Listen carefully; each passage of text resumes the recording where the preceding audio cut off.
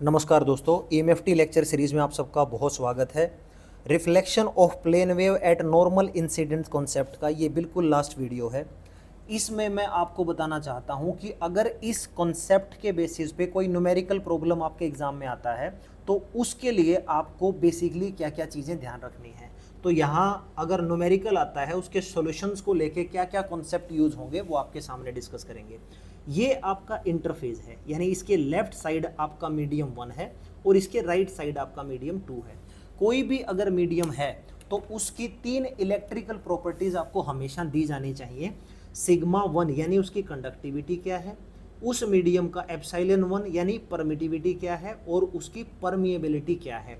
कई बार क्या होता है, सिग्मा 1 को 0 बताने की बजाय या तो वो कहेंगे कि फ्री स्पेस है। अगर आपका मीडियम 1 फ्री स्पेस हो,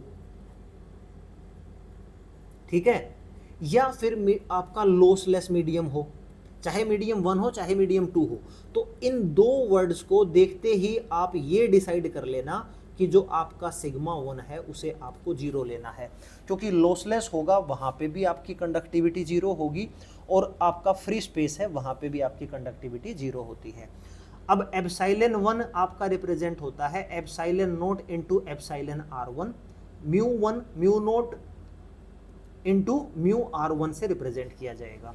अब बात करते हैं पहले मीडियम के इंट्रिंसिक इम्पीडेंस की।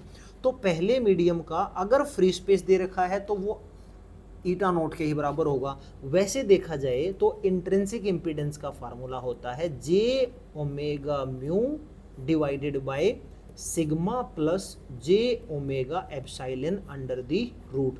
अब देखो, सिग्मा हो सकता है 0 दे रखा हो तो जे ओमेगा से J omega cancel, mu upon E under the root है, उसकी हेल्प से आप इंट्रिंसिक इम्पीडेंस निकाल सकते हो। ठीक है, ऐसे ही सेम सिचुएशंस आपकी मीडियम 2 के लिए होगी जो आपको हमेशा ध्यान रखना है।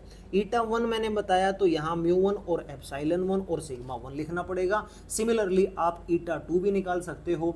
अगर सेकेंड मीडियम फ्री स्पेस या लॉसलेस है तो इसका मतलब जो आपका सिग्मा 2 है वो भी आपको 0 लेना पड़ेगा। कई बार एक चीज और दी जाती है, अगर वो कहे कि नॉन मैग्नेटिक मीडियम है, कई बार बोल देता है वो, तो नॉन मैग्नेटिक मीडियम का मतलब ये होता है कि उस मीडियम का जो रिलेटिव परमिएबिलिटी है वो 1 के बराबर होगी। इसका मतलब जो आपका म्यू 2 है, म्यू 2 आपका फिर म्यू नोट के ही बराबर होगा, क्योंकि म्यू आर उसका 1 हो चुका है। तो ये तो है मीडियम 1 की अंडरस्टैंडिंग, ये मीडियम 2 की अंडरस्टैंडिंग। इतनी सी अंडरस्टैंडिंग से एग्जाम में हो सकता है आपसे रिफ्लेक्शन कोफिशिएंट पूछ लिया जाए। रिफ्लेक्शन कोफिशिएंट को इस तरीके से रिप्रेजेंट किया जाता है और इसका फार्मूला होता है सेकेंड मीडियम का intrinsic impedance minus first medium का इंट्रिंसिक इम्पीडेंस डिवाइडेड बाय दोनों मीडियम्स के इंट्रिंसिक इम्पीडेंस का सम। तो ये तो है आपका रिफ्लेक्शन कोफिशिएंट। लेकिन कई बार वो क्या करता है एग्जामिनर, आपकी नॉलेज को टेस्ट करने के लिए इन इक्वेशंस में फंसाना चाहेगा। तो जो रिफ्लेक्शन कोफिशिएंट है वो हमेशा किसके बराबर होगा, जो आपके रिफ्लेक्टेड इलेक्ट्रिक फील्ड है उसका पीक एम्पलीट्यूड डिवाइडेड बाय जो आपकी इंसिडेंट इलेक्ट्रिक फील्ड है उसका पीक एम्पलीट्यूड, इनके बराबर होगा वो, राइट। तो अगर ये दे रखे हैं तो इसकी हेल्प से निकाल लो, इंट्रिंसिक इम्पीडेंसेस दे रखे हैं तो इसकी हेल्प से भी निकाल सकते हो। तो ये तो हुआ आपका रिफ्लेक्शन कोफिशिएंट्स का निकालने का तरीका कि कितने तरीके से हम इसको निकाल सकते हैं। ऐसे ही बच्चों एग्जामिनर का इंटरेस्ट होगा ट्रांसमिशन कोफिशिएंट्स पता करने में। तो transmission coefficients for the electric field अगर आप निकालना चाहो तो पिछले वीडियोस में हमने डेरिवेशन की हुई है और उसका एक्सप्रेशन निकला था 2 टाइम्स सेकेंड मीडियम का इंट्रिंसिक इम्पीडेंस डिवाइडेड बाय दोनों मीडियम्स के इंट्रिंसिक इम्पीडेंस का सम। तो ये भी बहुत ज़रूरी एक्सप्रेशन है जो आपको पता होना चाहिए। तो ट्रांसमिशन कोफिशिएंट किसकी हेल्प से निकलेगा, ईटा 1 और ईटा 2 की हेल्प से। ईटा 1 और ईटा 2 किसकी हेल्प से निकलेंगे, एप्सिलॉन 1 म्यू 1 एप्सिलॉन 2 म्यू 2 की हेल्प से। तो इनडायरेक्टली मीडियम्स की प्रॉपर्टीज की अंडरस्टैंडिंग अच्छी है तो आप ये आराम से निकाल सकते हो। फिर वही बात, transmission coefficient in terms of standard field equations की हेल्प से पूछना चाहे तो किसके बराबर होगा, मैक्सिमम जो आपका ट्रांसमिटेड इलेक्ट्रिक फील्ड है उसका एम्पलीट्यूड डिवाइडेड बाय जो इंसिडेंट इलेक्ट्रिक फील्ड है उसका, इन दोनों की रेशियो भी आपकी क्या होती है, रिफ्लेक्शन कोफिशिएंट्स के बराबर होती है। तो अगर रिफ्लेक्शन कोफिशिएंट दे रखा है, ETO निकालना है और आपका EIO स्टैंडर्ड इक्वेशंस दे रखी है तो फटाफट निकल जाएगा। तो कुल मिला के इतनी ही वैरायटी यहाँ पे बनेगी जिसका आपको ध्यान रखना है। अब हम चलते हैं धीरे धीरे इंपॉर्टेंट इक्वेशंस के सेक्शन पे। ये जो इक्वेशंस हैं ये स्टैंडर्ड इक्वेशंस हैं जिनका आपको ध्यान रखना है।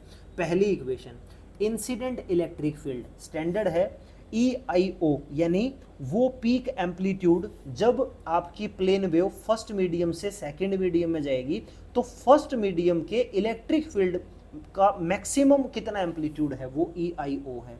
ओमेगा क्या है, ओमेगा होता है प्लेन वेव की एंगुलर फ्रीक्वेंसी, मीडियम 1 में भी उतनी ही रहेगी और मीडियम 2 में भी उतनी ही रहेगी, तो ओमेगा सेम रहता है। फिर आते हैं यहाँ पे बीटा 1। बीटा 1 क्या है, ये मैंने पिछले वीडियो में भी आपको समझाया था। बीटा होता है फेज कांस्टेंट, अलग अलग मीडियम का फेज कांस्टेंट अलग अलग होता है। तो बीटा 1 को लिखा जाएगा, वो लिखा जाएगा omega multiply under the root μ1 into epsilon 1। μ1 की वैल्यू दे रखी होगी, एप्साइलन 1 की वैल्यू दे रखी होगी, तो आप इसको निकाल सकते हो। यहाँ पे एक चीज़ पक्का समझना है आपको कि अगर जो स्पीड ऑफ लाइट है वो किसके बराबर होती है, c से रिप्रेजेंट किया है, वो होता है हमेशा 1 upon under the root μ0 into epsilon naught. यानी अगर ये एक्सप्रेशन आपको दिखे तो इसको लिखना है 3 इंटू 10 की पावर 8 मीटर पर सेकेंड, ठीक है। लेकिन यहाँ जब इसको लिखना चाहोगे तो जो ओमेगा है वो एज इट इज़, ठीक है। अब μ1 को क्या लिखोगे, μ1 को लिखेंगे हम μ0 इंटू μr1, और एप्साइलन 1 को क्या लिखोगे, this is epsilon naught into epsilon r1। तो यहाँ पे μ0 epsilon naught under the root, इसको एक साथ लिख दीजिए, आपके लिए कैलकुलेशन काफ़ी आसान हो जाएंगी, आप कंफ्यूज नहीं होगे। इसीलिए जो बेसिक्स है, जो ज़रूरी कॉन्सेप्ट है वो इस वीडियो में बता रहा हूँ। तो यहाँ पे हम लिखेंगे μ0 इंटू एप्साइलन नॉट, ये तो आ गया। प्रोडक्ट विद इसके साथ क्या है, μr1 इंटू एप्साइलन r1, ठीक है। तो μ0 into epsilon under the root, इसकी जगह मैं यहाँ पे c लिख सकता हूँ, 1/c, क्रॉस मल्टीप्लाई करोगे तो 1/c आएगा। तो इसका मतलब यहाँ पे ये होगा ओमेगा डिवाइडेड बाय c, क्या लिखोगे आप, 3 इंटू 10 की पावर 8 मीटर पर सेकेंड, और इसी के साथ एक्सप्रेशन क्या बच जाएगा, μr1 इंटू एप्साइलन r1। तो जो बीटा 1 है बच्चों वो आपका ये आएगा, राइट। समझ आ गया आपको। ओमेगा आपको दी हुई होगी कि भाई प्लेन वेव की एंगुलर फ्रीक्वेंसी क्या है। इसी तरीके से अगर आप बीटा 2 में इंटरेस्टेड हो, बीटा 2 कब लिखा जाएगा, जब हम सेकेंड मीडियम के प्लेन वेव्स की बात करेंगे। तो सेकेंड मीडियम में कब आएगी वेव, जब वो ट्रांसमिट हो चुकी होगी मीडियम 1 से मीडियम 2 में।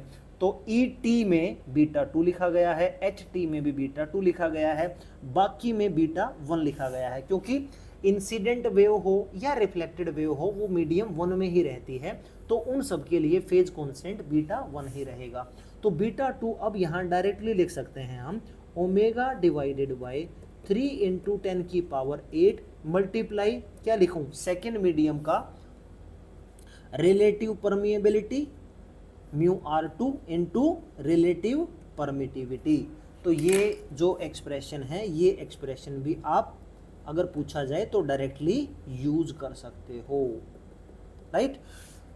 अब देखो HRO निकालना हो, ये आपको बता भी दिया है मैंने। इन टर्म्स ऑफ HRO पता करना हो तो कैसे लिखोगे, दिस इज HRO, ये जो रिफ्लेक्शन कोफिशिएंट है ये होता है HRO अपॉन HIO, ये भी इसके बराबर है।